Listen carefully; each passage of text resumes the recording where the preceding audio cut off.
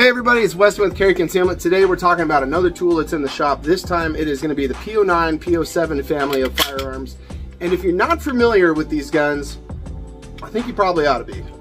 This is one of the dark horses in the tactical slash EDC type of world, I would say. This is a phenomenally reliable firearm that is at a decent price point and just is a total workhorse. I want to talk about that for just a minute. So what we've got here is the P09. The P07 is essentially the Glock 19 if this is the Glock 17. So in this configuration, full length slide, 17 round magazines, the P07 is going to have your 15 round capacity and a slightly shorter slide. Dimensionally identical to a Glock 19. And this one identical to a Glock 17. But we're going to talk about a few differences. The most obvious is hanging right out here in the back. It is a hammer fired firearm, but it is still a polymer frame kind of setup like the PDP and the HK P09 and all those things that we've talked about. So why might you want a hammer gun? Well, if your history is 1911s and things like that, it might just be more natural for you. There is also a perceived safety increase by going to a hammer gun if you have things like safeties and decockers.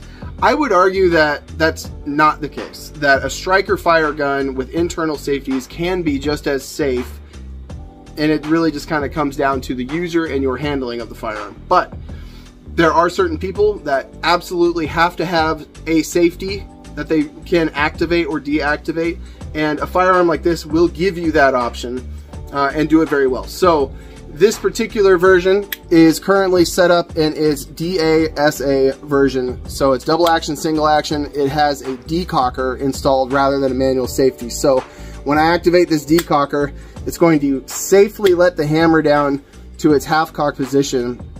And then it's going to become a double action gun after this. Here's the weak point of the P07, P09 from the factory is this trigger. So there's a little bit of take up here.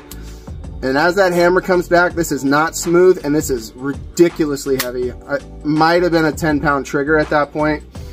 As far as the reset goes, not the shortest. Clicks there, a couple mil to get back on the wall. And from there, it kind of has a whack, kind of a drop. It's not as crispy as you'd like, and it's probably 6 pounds at that point. So a heavy trigger, which some would argue is better for duty, stress environments, things like that. I would say this is so far past safe trigger stuff that we are well into the bad trigger zone. This is not an acceptable double action trigger. The good news about this particular setup is that there's two companies, I think there's more, but specifically two companies that have built their entire brands around working on CZ firearms. CZ Customs, Cajun Gunworks. Both of those companies offer excellent trigger packages for these things. So if you're looking for a gun to buy in the gun store, take it home, it's your duty gun, I would almost say that the trigger is so bad that I couldn't recommend it. And I know that's really harsh because there's other bad triggers out there on the market, but they're serviceable. This one, it's rough. Like, it's really, really bad. I do think an inexperienced shooter with this gun is going to have an awful time compared to a normal striker fire gun. But there's a workaround. If you're willing to dump a few $100 into it, watch some YouTube videos, lose some springs, lose some hair, you can install like a Cajun Gunworks Pro trigger. It reduces the reach in the first place, reduces over travel, reduces reset length, and takes that double action pull from 10 or 11 pounds or wherever it is right now way down to like the 6-pound neighborhood, and the single action to like 2.5. They become exceptionally good triggers and an amazing firearm at that point. It's a little wild how different the entire package feels with the reach reduction and all these other things done to it. But it's not easy and it's not cheap. Fortunately, the base price of these things isn't horrible, so you might be able to justify that, and at that point you would have a hammer fired gun with a really nice trigger. We're not talking 1911s because nothing is a 1911 until you have straight pulls, all that stuff. But as far as a hammer gun that serves in a duty capacity or everyday carry, this thing with a little trigger work becomes one of the most reliable, effective tools on the market. I've got some pretty extensive experience with a P07. It's been traded back and forth with a buddy of mine for years. That thing has got well north of 5,000 live fire rounds through it, and probably creeping up on 50 to 80,000 dry fire rounds through it, which is a little bit mind-boggling to think about, but The gun's been through the ringer. It's kind of a foundational firearm for both my friend and I, and we've just traded the thing back and forth over the years, legally, of course. But sometime around, I'm assuming the 30,000-40,000 dry fire round mark, we did lose a trigger return spring. There were some other little things that wore out over the time. Is that great? No.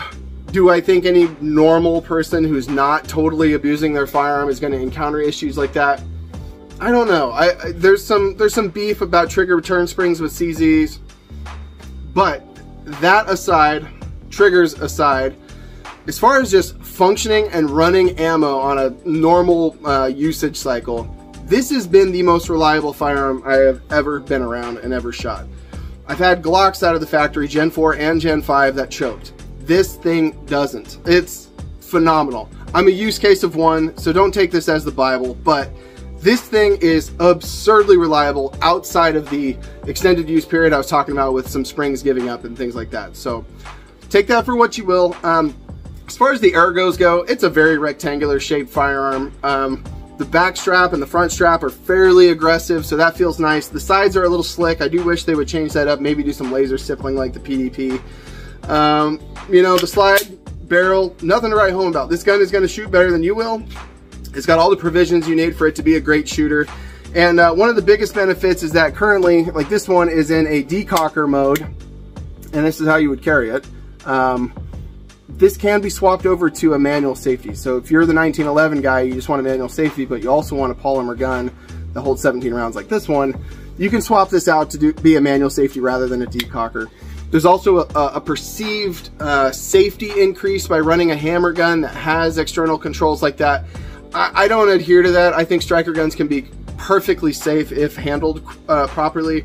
I think issues that people say there is with safety and whatnot regarding striker guns is most likely user-induced problems, with the exception of a particular brand that I'm not going to throw out right now that does actually have safety concerns and is in constant lawsuits. But this particular firearm, if you have this hammer in its decocked position like this, and you're running this thing appendix, you place your thumb over that hammer, holster up.